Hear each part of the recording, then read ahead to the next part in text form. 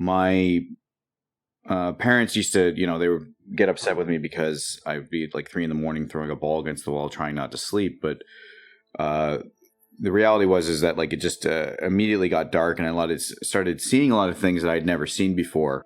The same response they kept saying was, it's your eyes playing tricks on you. And my parents are both from Ireland, and I think like they come from a culture that's riddled with a lot of lore and ghost stories and that sort of thing. And whether it's just them dismissing it because they know it's no good to tell a kid about this or whatever, as a kid, I was kind of fucked up about it because it's like, well, my eyes are playing tricks on me, so what does that mean? Like I can't trust what my eyes are projecting. Like I don't understand. The one that really kind of stood out was this one where I'd close my eyes and I'd fall asleep, and it would again be kind of shocking imagery. And it's almost like sleep paralysis because you're not sure if you're waking up or not. And then I would like look at the end of my bed, and there was a television that was just sort of static white noise, mute. Like there was no noise or anything like that, but you can almost hear it because of it was projecting so vividly and so brightly. And there was a teddy bear just sitting at the end of the bed, and he would turn around and just look at me, not in an intimidating way, but when that's not supposed to be there as a kid, you're really fucked up about it. And it was one of those things where when I would snap out of it, I kept telling myself, I'm just going to jump out of this bed. I'm just going to jump out of this bed and run to my parents. But I almost did feel paralyzed. And when I did wake up out of it, I was aware I was waking up, or somewhere in between. And I think that was the beginning of how I was afraid to go to sleep and reconcile what was real and what wasn't. Growing up in a household of immigrants, you're trying to adjust to a culture around you, but also your parents don't really know what that culture is. So it's kind of, you feel out of sorts. I was also being brought back to Ireland quite a bit, and not having culture shock, but having a very different culture that I was told was my own. But when I would be living here, it was quite different. Growing up in the early aughts and stuff, it was definitely, there was a certain politeness amongst Canadians. And I say politeness because we're always told we're nice, but really I don't think that we often have the same hospitality that other places do have that I've gone.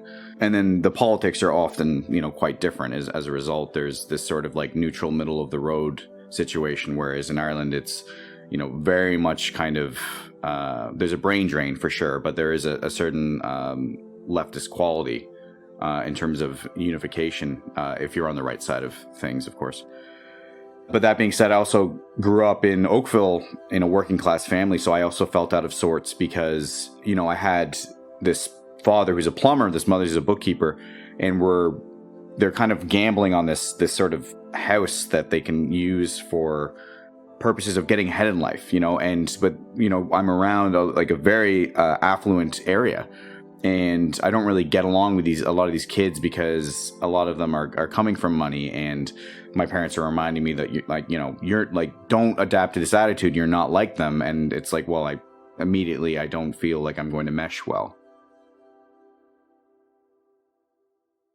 So the significance of the television, the significance of like the teddy bear, again, it is something that when you just say it out loud, it's silly, but as a kid, those are two very comforting things. You have the television, which is for kids a lot like a sense of joy, and then you have the teddy bear, which is a sense of comfort. I just know that seeing it was very jolting. Like it was one of those things where now I'm hesitant to go towards my television. Now I'm hesitant to reach for that teddy bear for comfort. And it also, I would say that because my parents weren't particularly knowing how to support me in this time, it's one of those things where I can't go to them either. So it was this absolutely overwhelming sense of aloneness. I was young when I took the e-brake off the car. I was sitting in the back. I crawled in the front, and I pulled out of the driveway. My grandma's hanging off the car, and it pulls into the road, turns fine, so we're good. But it was, pretty dramatic for everyone. I then, at another point, just slinky down the stairs, head, toe. My dad comes by and just like catches me right before I crack my head on the tile.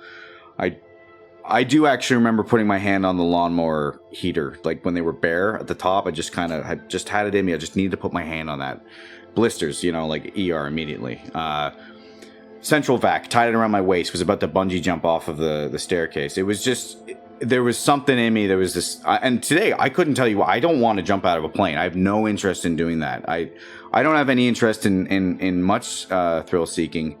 Maybe I got it out of the way when I was a kid, but I will say that my parents were very hard on me as a result of my stupidity. I did know that all of my friends had much more freedom than I did growing up as a result, and I think there was a resentment there for sure.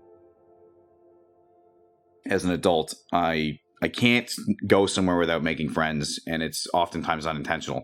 When I was younger, that was difficult for me. That was there was a certain introvertedness at a young age, a certain clinging to artifacts for comfort and such. But with seeing friends or peers or whatever, because I didn't feel like I had too many friends, just be able to do whatever they wanted.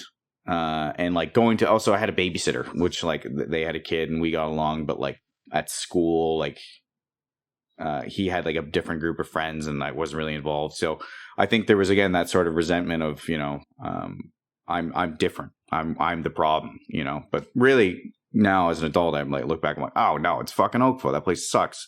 I wasn't even in one of the rich schools, and those kids are a product of all their parents. It's just, I could not talk enough shit about that place, I don't know what the answer is, but don't tell your kids their eyes are playing tricks on them. The last thing that they should be doubting is what they're seeing themselves, right? Because I would say that, I don't think it set me back, but it definitely prevented me from, maybe taking that next step in life. Maybe get them to write it down, and then, and then you say, that's not real life. That's something that's fuel or something. And, it's probably good for every kid to start practice writing at a younger age anyway, and they can differentiate what's real and what's not real.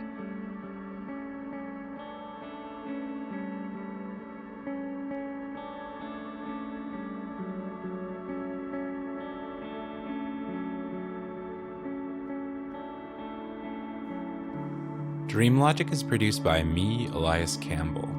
Original score in this episode by Matt Campbell. Sound mixing by Sarah Bassiano.